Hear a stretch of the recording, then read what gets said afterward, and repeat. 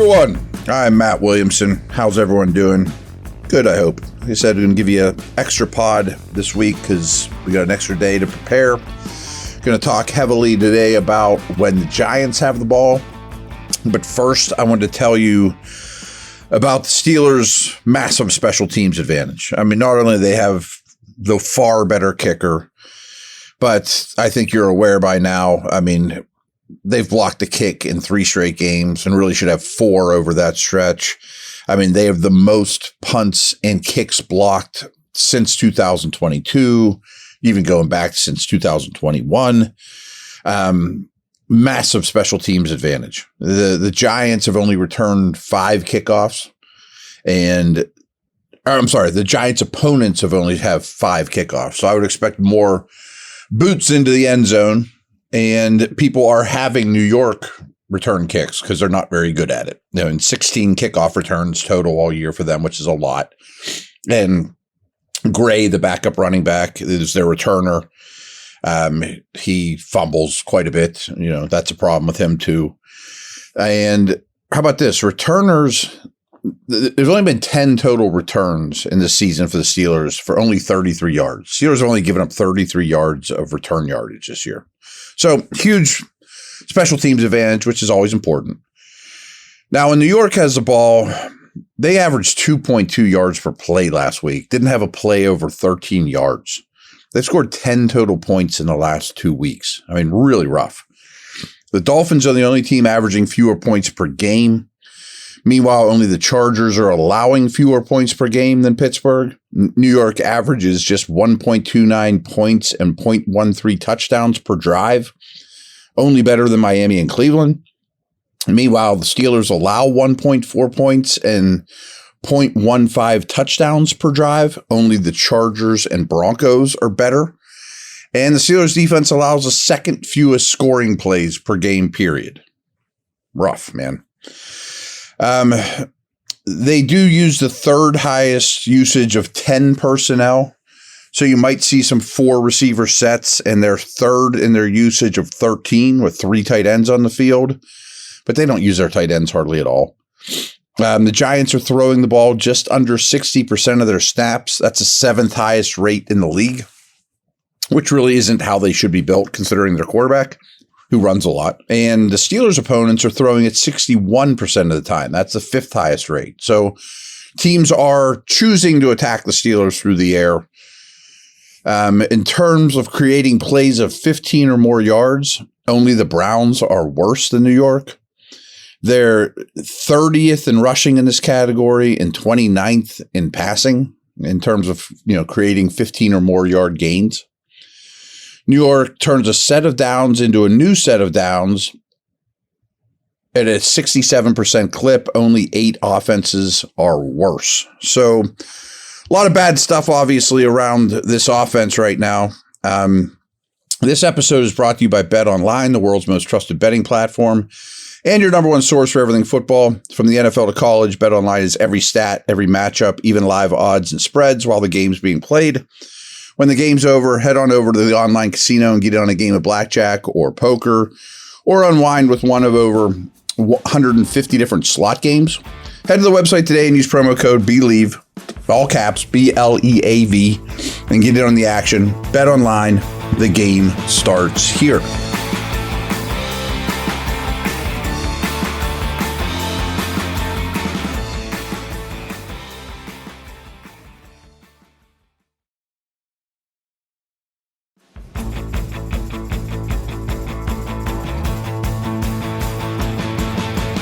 Jones only threw for 99 yards last week. He was pulled after the third quarter. They were miserable. He's thrown 6 touchdowns against 4 interceptions this year. And over the last 2 games, he's averaged 4.9 yards per attempt without a touchdown pass. I mean, that is miserable.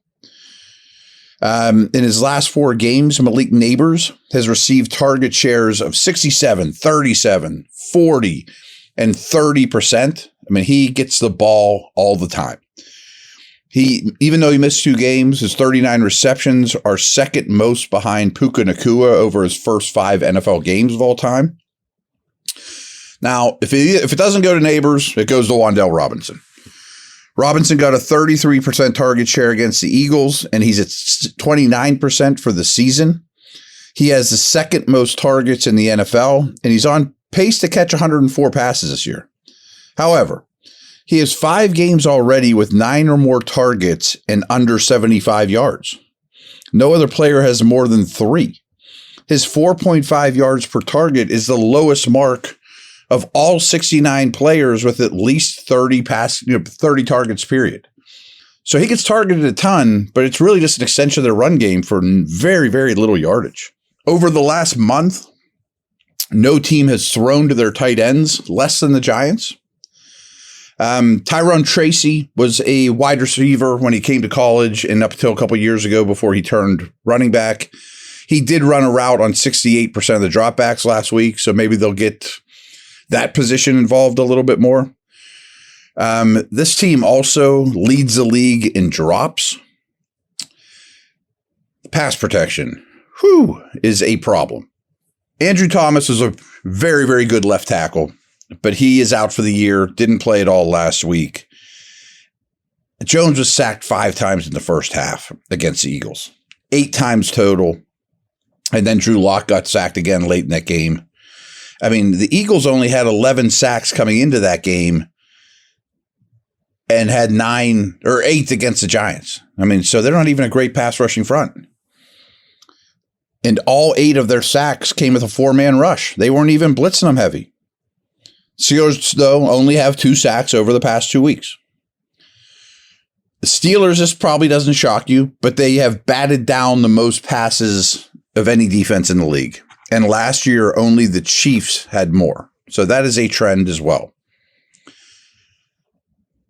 Just 5 defenses, though, are seeing play action against them at a lower rate than the Steelers, which, again, back to what we talked about a lot, the ball's coming out quick. Play action takes time. New York only called 3 handoffs in the first half of the game last week, and no ball carrier had more than 6 rushing attempts the entire week, and they weren't even getting blown out at the half. But Tracy outsnapped Devin Singletary last week, who came back from injury, 39 snaps to 12. On early downs, he favored him 21 snaps to 10, and Tracy played half of their third down snaps. So